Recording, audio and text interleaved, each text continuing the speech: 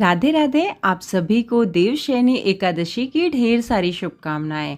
आषाढ़ मास के शुक्ल पक्ष की एकादशी को देवशयनी एकादशी, पद्मा एकादशी, आषाढ़ी एकादशी और हरिशयनी एकादशी के नाम से भी जाना जाता है। इस दिन से प्रभु श्री हरि विष्णु 4 महीने की योग निद्रा में चले जाते हैं और फिर कार्तिक मास के शुक्ल पक्ष की देव प्रबोधिनी एकादशी के दिन जागते हैं और जागते ही तुलसी मैया से उनका विवाह होता है। आज के इस वीडियो में हम देखेंगे देवशयनी एकादशी की बहुत ही सरल पूजा विधि। अगर आपके पास विष्णु भगवान का कोई भी मूर्ति या फोटो ना हो तो भी आप देवशयनी एकादशी की पूजा कैसे कर सकते हैं, तो चलिए वीडियो को शुरू करते हैं। इस पूजा को आप घर के मंदिर में, मंदिर के सामने अगर जगह हो तो वहाँ कर सकते हैं या फिर घर के आंगन में या तुलसी जी के समीप भी कर सकते हैं। इसके लिए हमें एक चौकी लगा लेना है। चौकी के ऊपर हम पीला कपड़ा बिछा लेंगे। पीला रंग विष्णु भगवान को अति प्रिय होता है, तो कोशिश करिए कि आप पीले रंग का वस्त्र ही बिछाएं।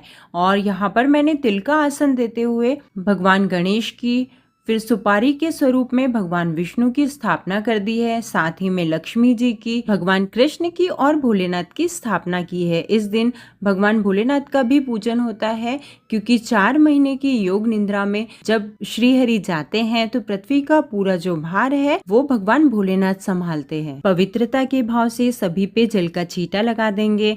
इस दिन तुलसी जी का भी पूजन होता है। यहाँ पर मैंने चांदी की एक छोटी सी तुलसी जी हमारे पास है वो रख दी है। साथ ही में तिल का आसन देते हुए शंख भी पूजा में रखेंगे, क्योंकि ये भी विष्णु भगवान को अति प्रिय होता है। इसके बाद हम चंदन से श्री कृष्ण को और भगवान श्री हरि का जो स्वरूप हमने यहाँ सुपारी स्वरूप लिया है उसका पूजन करेंगे। भगवान शंकर को, गणेश को, लक्ष्मी जी को, सभी को तिलक कर देंगे।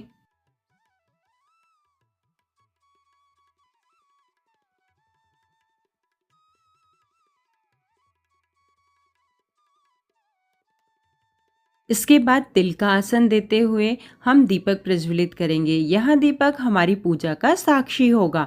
इसके साथ ही हम सभी पे तिल अर्पित करेंगे और दीपक में भी थोड़े से तिल डालेंगे, क्योंकि एकादशी के दिन चावल प्रयोग में नहीं लाते हैं, इसीलिए इनकी जगह पर हम सफेद तिल का उपयोग करेंगे। इसके साथ ही जो भी आपके पास में पुष्प हो उन पुष्प को पूजा में चढ़ा दीजिए। अगर शंकर भगवान के लिए आपके पास बेलपत्र हो तो बेलपत्र भी चढ़ा सकते हैं। तो यहाँ पर मैंने सभी को पुष्प समर्पित कर दिए हैं। भगवान श्री कृष्ण को तुलसी अत्यधिक प्रिय होती है, तो वो भी हम समर्पित करेंगे।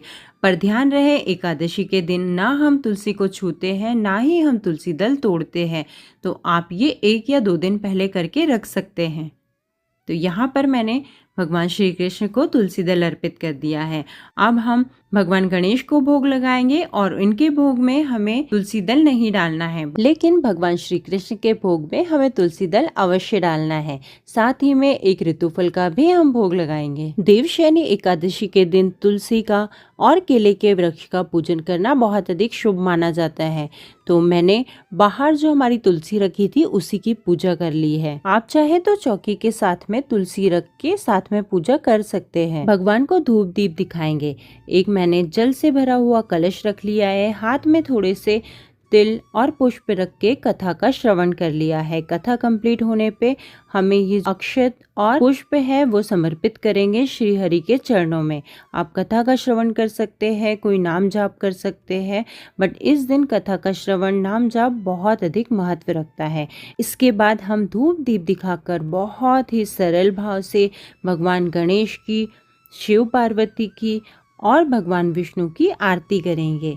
आप चाहे तो ये आरती दीपक से कर सकते हैं, कपूर से कर सकते हैं, और हमारी पूजा में कोई भी कमी के लिए हम दक्षिणा जरूर अर्पित करेंगे। तो ये हमारी एकादशी की पूजा संपन्न होती है। और अब जानते हैं देवशयनी एकादशी के दिन भगवान श्री हरि का हमें शयन किस तरह से कराना चाहिए। शास्त्रों के अनुसार भगवान श्री हरि विष्णु या लड्डू गोपाल जी का जो भी विग्रह आपके पास है या जो भी स्वरूप आपके पास में हो, तो आप एक चौकी ले और सफेद वस्त्र बिछाएं, उस पर भगवान की मूर्ति को स्थापित करें और उन्हें ऐसे एक कमरे में स्थान दे जहाँ पर 4 महीने ना ही कोई आए ना ही कोई जाए, और भगवान श्री हरि विष्णु उसी योग निद्रा में वहां पर आराम करें। लेकिन हमारे गृहस्थ जीवन में ये बिल्कुल भी संभव नहीं होता है। हमारे घर छोटे होते हैं, हमें बाहर जाना होता है, तो ऐसे में हम क्या करें? तो ऐसे में हमें मानसिक रूप से भगवान श्री हरि का शयन कराना चाहिए। भगवान श्री हरि से हमें प्रार्थना करना है कि हे प्रभु, अब आप 4 महीनों तक योग निद्रा में विश्राम करिए और अपनी कृपा दृष्टि हम पे और हमारे पूरे परिवार पे सदा सर्वदा बनाए रखिए। और एक बात, जब हम भगवान को 4 महीने के लिए शयन कराते हैं तब हमें डेली लड्डू गोपाल जी का हम जैसे भी घर में पूजन करते थे हमें वैसे ही करना है, हमें वो बंद बिल्कुल भी नहीं करना है। तो देखिए, इस तरह से आप भगवान श्री हरि विष्णु जी का शयन करवा सकते हैं और इस दिन से ही चातुर्मास की शुरुआत हो जाती है। तो इसके वीडियो भी मैं अपने चैनल पर जल्द ही लेकर आने वाली हूँ। अगर आपने अभी तक मेरे चैनल सरल पूजा विधि को सब्सक्राइब नहीं किया है तो जल्द ही कर लीजिए ताकि आने वाले वीडियोस आपसे मिस न हो।